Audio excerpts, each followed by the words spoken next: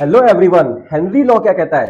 Henry law कहता है कि mass of gas dissolved in a given volume of liquid at constant temperature is directly proportional to the applied pressure. जो कि आपको यहां पर दिख रहा है, m is directly proportional to p, mass of gas dissolved in a given volume of liquid. मतलब ये हम कह सकते हैं कि ये कौन सा टर्म हो सकता है? यहां पे मोलैलिटी हो सकती है। ठीक है, दूसरे टर्म्स में लिखे तो partial pressure of gas is directly proportional to the mole fraction, P is directly proportional to the mole fraction, है ना? तो प्रोपोर्शनलिटी का साइन हटाओगे तो आ जाएगा P equals to KH into its mole fraction, where KH is the Henry constant.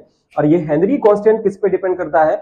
It is directly proportional to the temperature and it is inversely proportional to the mole fraction. इसका मतलब हो गया कि अगर Henry constant की value बढ़ रही है तो सॉल्युबिलिटी कम हो जाएगी।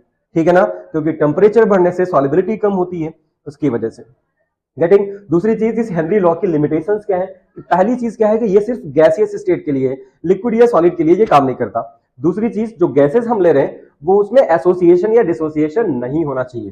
ठीक है, ऐसा नहीं कि कोई गैस को हमने वाटर में डिसॉल्व करना चाहा और उसने कोई नया प्रोडक्ट बना दिया, तो किसी नए प्रोडक्ट की फॉर्मेशन नहीं होनी चाहिए। These are the limitations of Henry law. अब देखो ये चैट जीपीटी क्या कहता है, तो उसके हिसाब से हेनरी का कानून क्या है? कानून सुनिएगा जरा। दबाव बढ़े तो घुलनशीलता भी बढ़ जाती है। ये तो हेनरी कह रहे हैं ना, दबाव बढ़े तो घुलनशीलता भी बढ़ जाती है।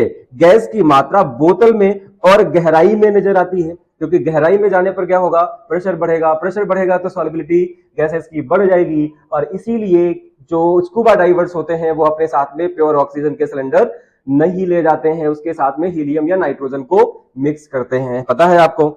सोचो, ठंडी कोल्ड ड्रिंक में बुलबुले क्यों थम जाते हैं? क्योंकि हेनरी के नियम से वो द्रव में समा जाते हैं। तो फटाफट ठोको लाइक, सब्सक्राइब कर दो और शेयर कर दो।